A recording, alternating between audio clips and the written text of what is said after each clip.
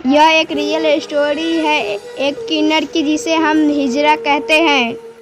उससे एक दिन मुलाकात हुई किन्नर थावे। मैंने उसका नाम पूछा और उसने अपना नाम हेमा बताया। मैंने उससे पूछा कैसे हुआ ये सब, कैसे बने तुम किन्नर?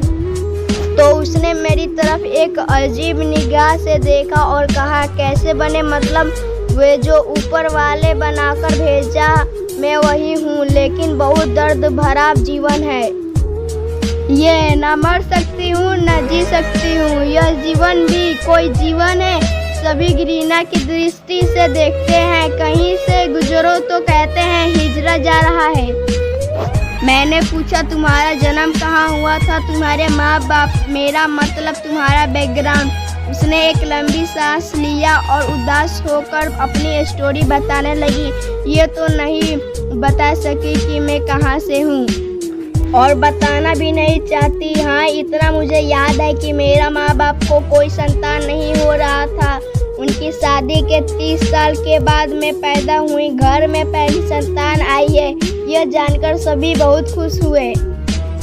समय गुजरता गया। जब मैं 4-5 साल की हुई तो मेरे घर में काम करने वाली बाई को मालूम चला कि मैं लड़की नहीं एक हिजड़ा हूँ। उसने मेरे माँ बाप को बताया। मेरे माँ बाप ने जब सुना तो उनके होश उड़ गए।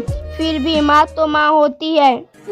फाइनली मेरे माँ बाप ने निर्णय लिया कि हम अपनी संतान को पालेंगे पोसेंगे। उस समय मैं समझ नहीं पाई थी कि हिजरा क्या है। यह शब्द मेरे लिए नया था, बिल्कुल नया। मेरे माँ बाप मुझे बहुत प्यार करते थे, बेशक पहले से ज़्यादा। हालांकि मेरे माँ बाप को इस बात का डर था कि कहीं मोहल्ले में हल्ला ना हो जाए कि मैं किन्नर हूँ। इसलिए उन्होंने बाई को समझा दिया था कि मोहल्ले में किसी को ना बताए कि मैं किन्नर हूँ। उसके बदले में माता पिता ने उसे एक्स्ट्रा पैसे देते थे। समय गुजरता गया और देखते देखते मेरी उम्र 15 साल की हो गई और यहीं से शुरू हुई मेरी स्टोरी लड़की से किन्नर बनने की। मेरी आवाज़ बदलने लगी, मेरा चाल ढाल बदलने लगा। मैं खुद को परेशान हो उठी कि यह मेरे साथ क्या हो रहा है और क्यों हो रहा है और क्या मैं सचमुच किन्नर हूँ।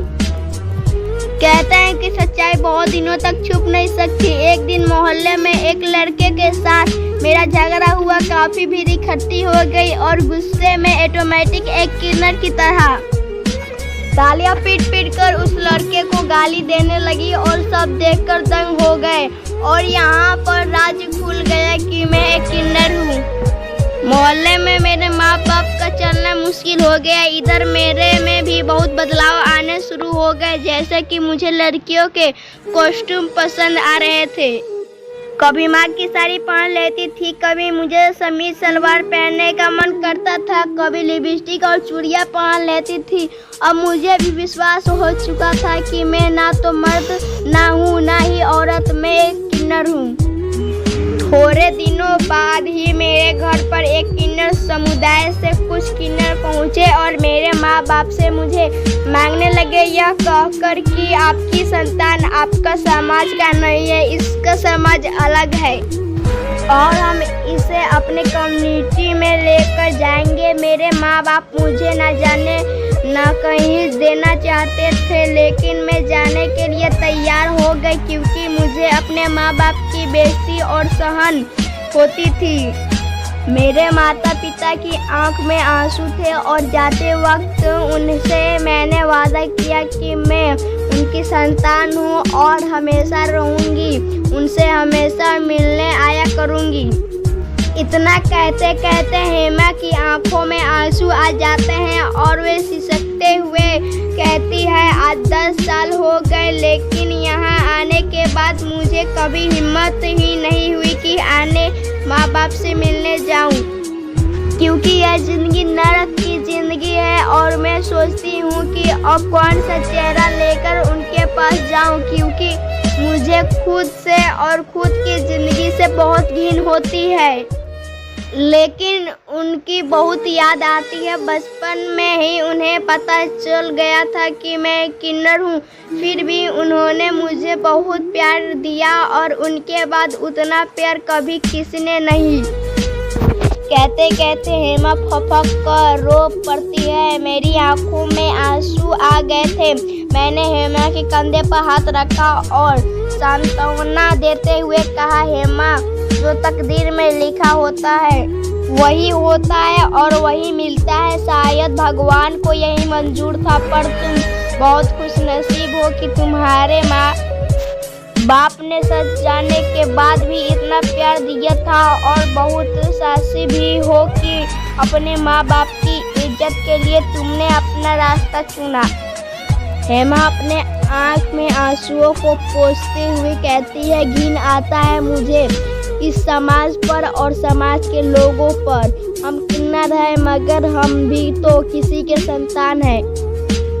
हिजरा से नफरत है, लेकिन हिजरे का आशीर्वाद लेने के लिए लोग दौड़े चले आते हैं। हम भगवान से यही दुआ करते हैं कि कभी किसी को हिजरा मत बनाए, क्योंकि यह जिंदगी बहुत दर्द देती है। खैर, जो भी है, जीना तो पड़ता है और जिएंगे भी। पहली बार अपनी कहानी किसी को बताई हूँ, अच्छा लगा, थोड़ी दिल हल्का हो गया। बहुत दिन से अच्छे से रो भी नहीं पाई थी, लेकिन आज फिर अचानक हेमा वहाँ से जाते हुए कहती है, मुझे ज़रूरी काम है, जाना होगा, और बाय कहकर वहाँ से चली जाती है। मैं वहीं खड़ा शब्द और खामोश हेमा को जाते हुए देखा।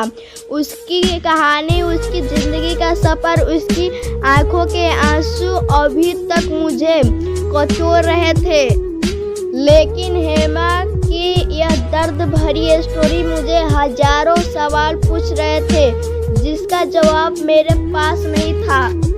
दोस्तों, ये सिर्फ एक हेमा की स्टोरी नहीं है, ऐसी हजारों हेमा की कई कहानियां हैं जो हमें सोचने पर मजबूर करती है कि क्या किन्नर बुरे होते हैं? क्या उन्हें समाज में अच्छी जिंदगी जीने का कोई हक नहीं? आखिर क्यों सवाल आप सबके लिए है। खैर, मैं हेमा के लिए यही दुआ करती हूँ कि वे जिस परिस्थिति में है, जहाँ भी है, उसका सिलसिला जिंदगी का चलता रहे और वे अपनी दुनिया में ही हमेशा मुस्कुराती रहे। मिलते हैं दोस्तों जल्दी ही एक नई कहानी के साथ, तब तक के लिए बाय बाय। दोस्तों, अगर आपको कहानी अच्छी लगी हो तो कमेंट करिए और हमारे चैनल सब्सक्राइब, वीडियो को लाइक।